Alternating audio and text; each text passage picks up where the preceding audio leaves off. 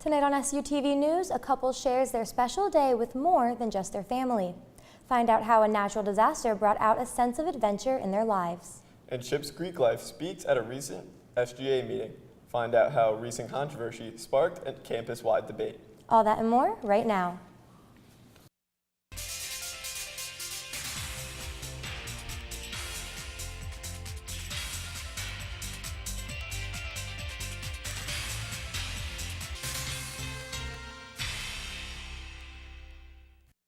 Thanks for joining us on SUTV News. I'm Paige Ahrensmeyer. And I'm Patrick Ramsdale.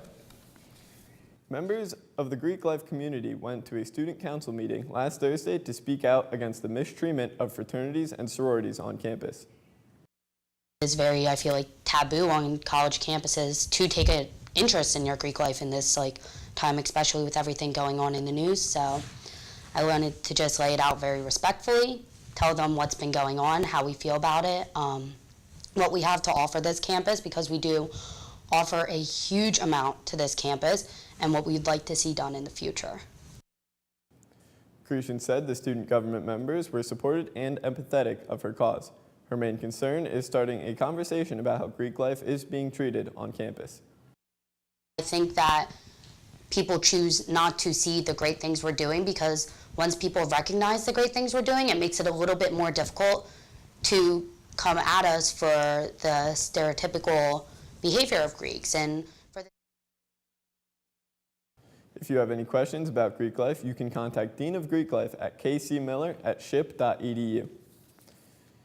If you want to vote in the upcoming midterm elections but are unable to travel back home to participate, your voice can still be heard. Students can still register to fill in an absentee ballot this November. You can go to www.votespa.com to apply for an absentee ballot. Absentee ballots have to be received by your county election officials by October 30th. Stay tuned as we take a deeper dive into different clubs across campus who work closely with elections. Shippensburg University prides itself in the inspiration it brings to its students and staff, but decided to send an extra reminder. The Student Foundation has partnered with Phonathon for a campus campaign. The goal is to show professors how much they inspire and impact students on campus. The foundation set up a board outside the Cub last week and had both professors and students sign their names. The plan is to feature the board in a video and, once released, show professors just how much they mean to the school. This past Saturday at Shippensburg's home game against LIU Post, the Shippensburg University Athletics Department had a special Make-A-Wish reveal for a Ship native. Liam Kepner received gifts from student athletes during halftime, with the biggest surprise of all, a trip to Legoland. Back in 2016, Kepner was diagnosed with medulloblastoma just after his 5th birthday. He's finished chemotherapy along with a stem cell transplant at the Children's Hospital and Hershey Medical Center. The wish reveal was made possible through money raised by the athletic department during the 2016-2017 academic year. A man criminally charged with negligent homicide in connection with a deadly limo crash in New York State is out on bail. 28-year-old Numan Hussein is the operator of Prestige Limousine Chauffeur Service and the son of the owner. Last Saturday, one of the company's chartered vehicles plowed through a stop sign and hit an embankment, killing 20 people. Hussein was taken into custody Wednesday and faces one felony charge of criminally negligent homicide, which carries a penalty of up to 4 years in prison. Authorities say the 2001 Ford Excursion involved in the accident failed inspection in September, and the company had been ordered to take it out of service. They also say the driver who was killed in the crash was not properly licensed to operate it. 17 passengers also died, along with 2 bystanders. Hussein pleaded not guilty and is set to appear in court again on October 23rd. Former President George W. Bush's daughter, Barbara, tied the knot this past weekend. SUTV's Danny Banda has more. The family confirms she married actor-screenwriter Craig Cayone on Sunday. An official statement from George W. Bush said the couple exchanged vows in a private family ceremony in Kennebunkport, Maine. The bride wore an ivory silk crepe Vera Wang custom gown. Barbara's twin sister, Jenna Bush Hager, served as matron of honor, and Jenna's daughters served as flower girls.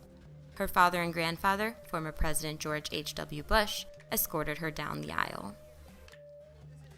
For more information on the wedding, visit SUTVnews.com. A New York judge dismissed part of the sexual assault case against Harvey Weinstein. The disgraced Hollywood producer will no longer face a count of criminal sexual act in the first degree. Weinstein's lawyers requested the charge be dropped during a hearing in Manhattan Criminal Court Thursday. The judge granted their request. The count is related to allegations made by Lucia Evans. The aspiring actress claimed Weinstein forced her to perform a sexual act back in 2004. New evidence reportedly emerged challenging the account. Weinstein is still facing 5 charges connected to 2 accusers in his case. He has denied all the allegations against him. An unlikely crowd is in the Oval Office today. President Trump was accompanied by Kanye West, Hall of Fame running back Jim Brown, daughter and advisor Ivanka Trump, and White House advisor Jared Kushner. After West had a controversial social media presence regarding his support of Trump, the meeting was called to discuss urban revitalization, African American unemployment, and crime in Chicago. The rappers and the president gave ideas about prison reform, crime, and Kanye even brought some ideas about how to improve Air Force One. This was West's second meeting with Mr. Trump since the 2016 election. We are finishing up our second week of Breast Cancer Awareness Month, and even with all of the research and awareness, there are still myths about what can and cannot cause cancer. CNN's Kim Hutcherson has more. Breast cancer is the most common cancer in American women and the second leading cause of cancer deaths in women, according to the American Cancer Society. But there are a lot of myths out there about the disease. So we spoke to breast surgeon Dr. Preeti Subadar from Emory's Winship Cancer Institute to clear up some of those myths. Just because you don't have a family history of breast cancer, that doesn't mean that you can't develop breast cancer. That goes for men as well. About 2,000 men with breast cancer will be diagnosed in the United States this year. As far as a possible relationship between breast cancer, antiperspirants, and deodorants, Antiperspirants, deodorants are not linked with causing breast cancer. what about caffeine? Caffeine has not been shown to increase your risk of breast cancer. Neither does wearing an underwire bra. One of Dr. Subadar's patients has some advice for women. Most definitely do, monthly checks and then do yearly mammograms. For today's Health Minute, I'm Kim Hutcherson. This month is not just geared towards women, men are encouraged to get tested as well. A Texas animal shelter is using cutting-edge technology to help people locate lost pets. CNN's Will Dupree investigates the shelter's new idea. She's absolutely a part of our family, and she has been since we adopted her. John Isom's beloved cat, Daphne, has been missing from his family's North Austin home since Friday. You know, we should treasure our family members, like including our pets, because you never know what'll happen. He checked the Williamson County Regional Animal Shelter. Daphne wasn't there, but the shelter is trying to connect owners and stray pets through a new service called Finding Rover. It is facial recognition software for your cat and dog. Every animal that now comes into the shelter, like these 2 strays found after yesterday's storms, will have a picture placed on the Finding Rover app and website. So I'm gonna get a good one of the face. Now it's searching the database to see if there's any missing dogs that match this photo. Similar looking dogs came up during this search, but there was no direct match. The shelter is encouraging people to join this free service to improve the odds of finding furry friends. Currently, we get about 2% of cats back to their families and about 28% of our dogs back to their families. The Isom family wants Daphne back in their arms, so they plan to add her picture to Finding Rover. It's been hard, and I really hope that she comes back. The Williamson County Regional Animal Shelter says it will still need proof of ownership before giving an animal back, even if the finding service comes back with a match. New York City Mayor Bill de Blasio has signed a bill that adds a 3rd gender category on birth certificates issued in the Big Apple. In addition to the M for male and F for female, the new non-binary identity category is called X. It's for people who do not consider their gender male or female. De Blasio tweeted, quote, "Everyone has a right to their own identity. Everyone has a right to be themselves."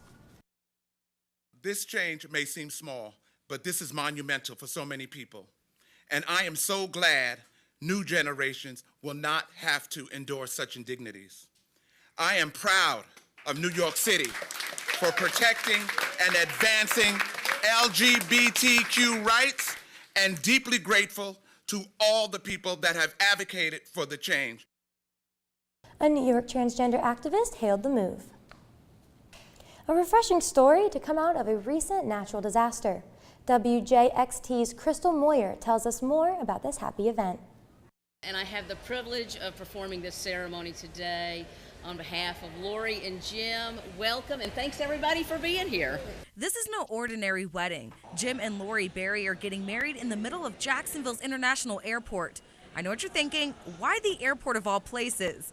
Well, Jim and Lori have been together for 8 years exactly. The 10th day of the 10th year, the 10th month, decided that I had fallen in love with her, and I knew that one day we would be here, not at the airport, mind you, but I knew that we would be married. That's why they chose to get married today. For about 6 months, they made plans to exchange vows at the Tallahassee courthouse where they lived, then fly off to Italy for their honeymoon out of JAX. But Hurricane Michael got in the way. At the house, when he told me that the courthouse was closing, yes, I freaked and he calmed me down. County offices closed ahead of the storm with just a couple days to figure out how they could make their love official before their planned honeymoon trip. After many phone calls, they got in contact with Celicia Young-Jones, who agreed to officiate their wedding at the airport. This is indeed the most unique one I've done so far. As they exchanged vows in front of complete strangers, I do. I do. Jim and Lori say they were reminded of what brought them together in the first place: adventure. So this just fits. Flee a hurricane, come get married at the atrium in Jacksonville. The ceremony, brief, marriage record notarized, and finally, they are Mr. and Mrs. Berry. May kiss the bride. It was like just a test for marriage.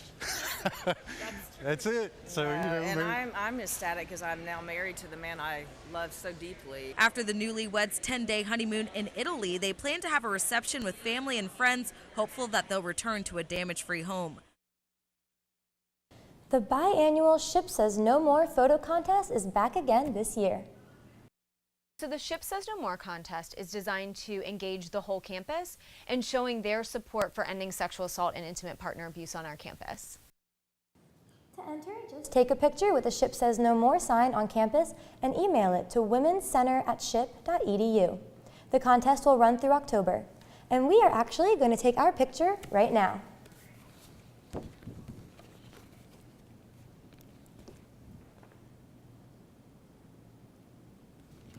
All right, and don't forget to take a look out for that on all of our social media. And when we come back, a rocket failure forces an emergency landing. We'll tell you more after the break. A surprise resignation causes a stir around Washington. SUTV's Matt Kleindenz has this week's world news. Matt? UN Ambassador Nikki Haley has announced her resignation on Tuesday. Sitting alongside President Trump in the Oval Office, she stated her intention to step away from her position at the end of the year. President Trump praised Haley for her 2 years of service, saying she's done an incredible job and would gladly welcome her back into the administration down the line. Reports are still unclear as to why Haley decided to resign. President Trump stated to the media that he intends to name a successor in the next 2 to 3 weeks. The Turkish government has released more video that says the Saudi government is responsible for the disappearance of journalist Jamal Khashoggi. The closed-circuit TV footage obtained by Turkish public TV channel TRT World appears to allegedly show Saudi operatives arriving at Turkey's Ataturk airport. Turkish media reporting that the arrival happened just hours before Jamal Khashoggi walked into the Saudi consulate in Istanbul and ultimately disappeared. Khashoggi is a prominent journalist that has served as a columnist for the Washington Post. He has also been recently critical of the Saudi government. The Saudi government has denied any involvement with Khashoggi's disappearance. The U.S. initially declined to enter the conversation around Khashoggi, but yesterday President Trump told the media that he was, quote, concerned about the situation, calling it sad, but said that it's still too early to say what the U.S. is going to do about the investigation.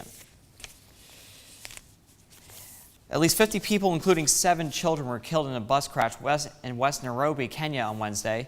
According to local police, the bus was traveling from Nairobi to the port city of Kisumu when the driver lost control going down a steep slope. Authorities believe the driver lost control of the vehicle in Fort Tarrant. President Uhuru Kenyatta posted a message on his Twitter page offering heartfelt condolences to the families. He also wished a quick recovery for those who were injured in the crash. And finally tonight, rocket launches have become routine, But Thursday's liftoff in Kazakhstan is a reminder of how dangerous space travel can be. A NASA astronaut and Russian cosmonaut survived an emergency landing. The Soyuz rocket suffered a booster failure just minutes after takeoff. The spacecraft fell back to the ground with 2 men on board. Rescue crews immediately arrived to the site where astronaut Nick Haug and cosmonaut Alexei Ovechkin landed. Miraculously, both are doing fine after the crash. NASA officials say an investigation into what happened will be done. Haug was heading on his first trip to the International Space Station. That's it for World News. Let's send it back to the desk. When we come back in entertainment, a pop star finds her political voice. How one post sparked a movement for younger voters. And SUTV's Marley Bowman is here to give us a sneak peek into next week's weather. So, Patrick, SUTV has our Emmys this weekend in Philadelphia, but we are hoping that the rain gives us a break. Well, let's send it over to Marley with the weather. Just as soon as Florence is gone, Michael is here. So we have today is some scattered thunderstorms and an average temperature of 62 degrees. And to start off our fall break, Friday will be partly cloudy with temperatures ranging from the mid-40s to the high 50s. Now let's take a look at our 5-day forecast. Our weekend will stay mostly cloudy with Saturday's high at 56 with a low of 38, and Sunday we can expect a high of 60 and a low of 49. Monday we will have some more showers with a high of 62 and a low of 46. On Tuesday and Wednesday we can expect mostly sunny skies with our temperatures ranging from the low 40s to the high 50s. I hope everyone has a fun and safe fall break.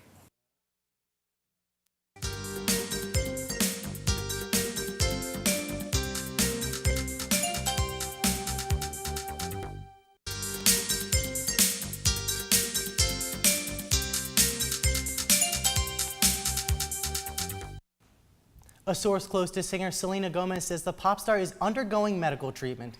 The source did not disclose the nature of Gomez's condition, but said the singer was hospitalized recently after complications from her kidney transplant last year. In the past, Gomez has been open about her health issues. In 2015, she revealed she had been out of the spotlight for a while because she was diagnosed with lupus. Then in 2016, she said she would take some time off to focus on her health. Gomez has also been candid about mental health struggles, including anxiety and depression, which she noted can be side effects of lupus. Taylor Swift's bad reputation is taking a political turn. On October 7th, the singer-songwriter finally broke her silence about her political views. Since her rise to stardom, Swift has never publicly voiced her opinions about governmental or constitutional issues. However, she has been shamed before about not using her celebrity status to help fight for a cause. Swift took to Instagram and explained how she will be siding against Republican candidate Marsha Blackburn and instead voting for Democrats Phil Bredesen and Jim Cooper. She also expressed her longing to continue her support of women in office. However, she strongly disapproves of Blackburn's perspectives on the issue regarding women's rights. Swift also urged everyone to vote in the upcoming elections during her acceptance speech at the American Music Awards Tuesday night. Whether Taylor Swift will continue to voice her political views is unknown, but one thing's for sure, nationwide voter registration has skyrocketed. Actor Mark Ruffalo is in hot water after an appearance on Jimmy Fallon led to the apparent spoiler of the next Avenger movie title. In the interview, Ruffalo was censored right before saying the title. However, some fans have been able to piece that together that the next Avengers will be called The Last Avenger. Ruffalo, along with his co-star Tom Holland, have been known for spoiling plot details in the past, and while nothing has been confirmed by Marvel, fans will definitely be keeping this new information in mind for when Avengers hits theaters this summer. Confirmation for Disney's live-action Aladdin has fans hungry for magic, but Will Smith just pushed the bar a little further. Yesterday, he posted the movie's first tease to Instagram with the caption, "Let me out, can't wait for y'all to see me in blue." Smith will be portraying the character of the genie, originally voiced by Robin Williams. Although some controversy arose about Smith replacing Williams for the role, Disney executives made it clear that Smith will be putting his own twist into the character. This is the second time Smith has leaked information about the movie. Back in September, he posted a selfie with some of his fellow cast members to Facebook, stating that the film had begun. No trailers have been released yet, but the film is set to hit theaters May 24th, 2019. In other campus news, the Game Improv Club started their semester off strong.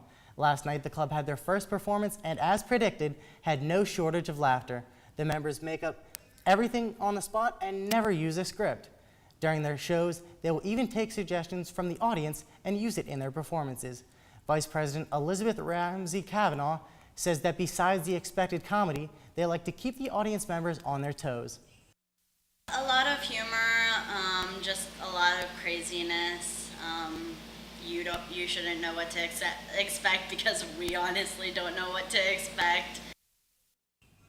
The Improv Club will have more shows to come and are always looking for new members. They meet every Monday night at 8:15 in Cub Room 105.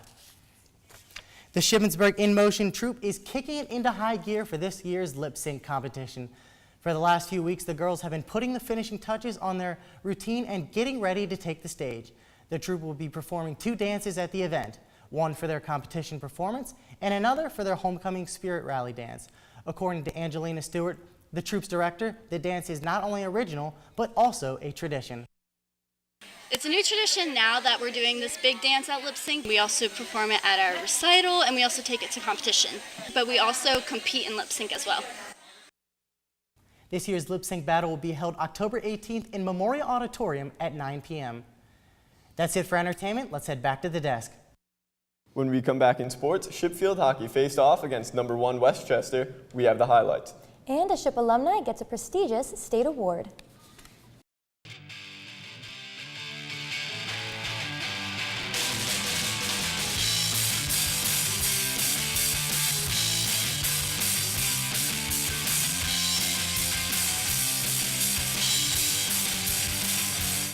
Ship football was back at home Saturday against LIU Post.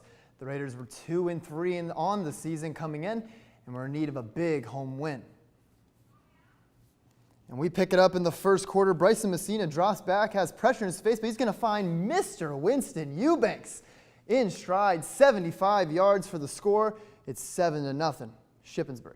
We're now into the third quarter. Ship down 1. Messina is going to find Eubanks again. Back shoulder pass, and Ship takes the lead. We're in the fourth quarter now. 4th down for the Pioneers. Chris Laviano's dropping back. He finds Amir Crenshaw, who makes a little bobble, but he's going to make it into the end zone. LIU Post is up 38-33. Next drive. Ship's really needing a big drive here, and they're going to get it. Messina to Josh Gunteric, the Magic Man. And he's off to the races. He's going to put this guy on skates. See ya. He is gone, 75 yards for the score, but on a late field goal by Joey Tolgizi, LIU Post wins 41-39. Ship is at Millersville for their next game this Saturday. Kickoff is at 2. Shippensburg University Hall of Fame wrestler Tom Legs Harbert, class of 1963, will be inducted into the Pennsylvania Sport Hall of Fame, class of 2018. While at Shippensburg, Harbert was a 4-year letter winner. He won the 1961 PSAC championship at 115 pounds, and he is one of 8 Ship wrestlers to win a PSAC title. Harbert also ran the mile and 2-mile events for the Raider track team. After his years at Shippensburg, Harbert coached at the collegiate level at St. Vincent College and at the high school level at Latrobe, as well as officiating at the high school level. These contributions were to Pennsylvania sports landed Harbert with this prestigious honor. The Raiders hosted the number 1 ranked Westchester on Tuesday in a game that put Ship to the test. Here's Patrick Ramsdale with the highlights. Picking it up in the second half, Shippensburg down 3-0 to the Golden Rams, and the Raiders are looking to make a comeback. Just a minute and a half in, Petra Antonio dives to redirect the ball into the net, and she puts Shippensburg on the board.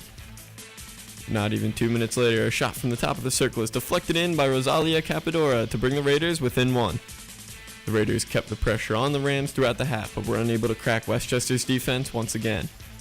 Shippensburg falls to the Golden Rams 4-2. For SUTV Sports, I'm Patrick Ramsdale. The Raiders will be back in action again tomorrow at Kutztown. And now, the stat of the week. This week's stat of the week goes to sophomore goalkeeper Delaney Shiflett of the women's soccer team. In a tough 1-0 loss to number 8 Kutztown, Shiflett made 11 saves to keep her team in the game. Delaney Shiflett, this week's stat of the week. Tune in next week for the stat of the week, and remember, if you work like that, you get the stat. That's it for sports. Let's send it back to the desk. With Halloween right around the corner, many are using the traditional pumpkin for some less traditional purposes. We'll tell you more after the break. This week featured a bunch of stories that you truly have to see to believe. Take a look. It looks like something out of a movie. 2 inmates using trash bins to escape from a Kentucky prison. Authorities say the suspects were rolled out in the bins by fellow inmates. They then popped out and made their escape from the Louisville Metro Corrections Center. Thankfully, both suspects were later apprehended by police, and 3 inmates are now facing charges for helping the 2 men escape. Speaking of aiding in an escape, Australian authorities worked to free a baby whale after it became trapped in a shark net.